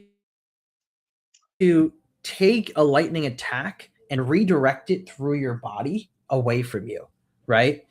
So I think for absorbing the force lightning, you need to be an absolute master of the force, very much in the light side, and you need to be taught it. Which, yeah, like Luke was not going to be able to do that in Return of the Jedi. Now, if we get a version of Luke that's older, an absolute master, Well, right? the I could man see couldn't him even learning it. force project across the galaxy without fucking dying. So Dying. Well, I yeah, don't okay. think We're not he's. talking about the sequels, Henrik. God, God, you're killing me here. Um, but I think that one you have to check off a few boxes before you can do it. Almost like in a video game, right? Oh, I unlocked this ability. But it's really, really, really hard. But yeah, force healing. I think even if you are a master at the force, you shouldn't be able to do it unless you're one of the very lucky few that are blessed with that. So did I answer your question pretty well on that? Just because I know we went all over the place. Yeah, somewhat. I just think they need to gatekeep like all of it. Like, not everybody should be able to do everything. Like, I'm sorry, because then it just takes away from uniqueness from characters. Like, We agree especially on when it that. comes to We agree on like that. saber combat and stuff like that, or saber abilities and force abilities, because it's like it's cool as fuck that certain characters are able to do that, and not everyone's able to do that. Because it's I like agree. Kenobi and being the master of Sarisu. This will be the last thing I say before we pop off of here. Like, if everybody can just be a master of Sarisu, then Oh, I agree. Yeah, then no. what the fuck was the point of Obi-Wan mastering the defensive after he lost his master? Absolutely. No, I 100% agree with you. We'll agree on that. Every ability should not be available to everybody, right? I think there are nuances between which abilities for which characters at which points in time. But yeah, we need to follow a rule system a little bit. I think, yeah, maybe they're getting a little bit too liberal with the force abilities they're giving characters in the new canon. That may be a little bit too much, right? Making it a little bit too OP. Uh, However, yeah, I think there is room to open up maybe the dialogue on that and make it make more sense. But yeah, I like where your head's at with it. I would just probably be a little bit more towards the middle on it for me. But again, I stated which abilities I think are non-negotiables and which ones maybe you could acquire at some point. Yeah. But Well, that yeah, was a good one. That was good. That's a really good question, dude. That was a really good question. I'm happy you asked that because that's the type of shit we need to keep discussing. You know.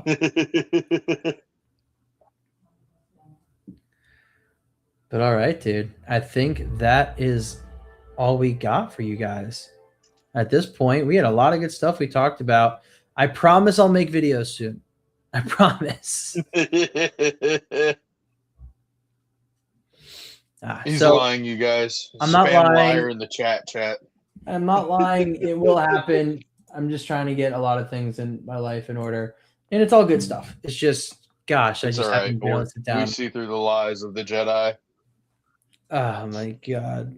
My faith is to YouTube, to democracy.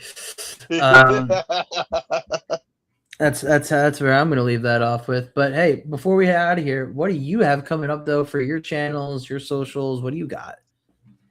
Eventually I'll get around to filming my mall review. I don't know. Still, liar. I still kind of need a little bit more motivation to actually make content about Star Wars because, I mean, we're really lacking in things to be excited for. Like, okay, cool. I got Ahsoka season 2 and delayed. Starfighter. It's going to be middle of next year and the end of next year. Like, what do we do until then? Yeah, exactly. Yeah, come on, brother. Like, y'all didn't even give us an announcement on fucking May the 4th. Yeah, no, I agree. There's definitely a little bit of dead space from here until around Ahsoka marketing comes out, right? So we'll see. We get any marketing. I know, right? Well, hey, dude, you and I are still going to be kicking it. We got something we're working on. I know we keep talking about it, but we got something we're working on. Something will come out soon-ish, later maybe. But yeah, no, we're gonna keep kicking it. I would love to, I gotta pop into you guys on Broken Touch soon. Hell yeah. Yeah, maybe one of these Fridays, we could link up. They want you to build the Lego sets in the dead air of the content. I would love to have no space to store them, but hey, I got to get out of here. Nerd, you got to get out of here. This was awesome, dude. All right, y'all. We'll catch y'all next time. We don't know when it'll be or what time, but it'll happen in June. Yeah, some point in June before July. Yeah, one of these Saturdays or Sundays. We'll get something on the calendar in a few weeks, and we'll make it happen. Hopefully, we have something also cool to talk about, or we can just nerd out about finding something fun like we did on a few of our other podcasts. Yes, sir. All right, y'all. Have a good one. Peace.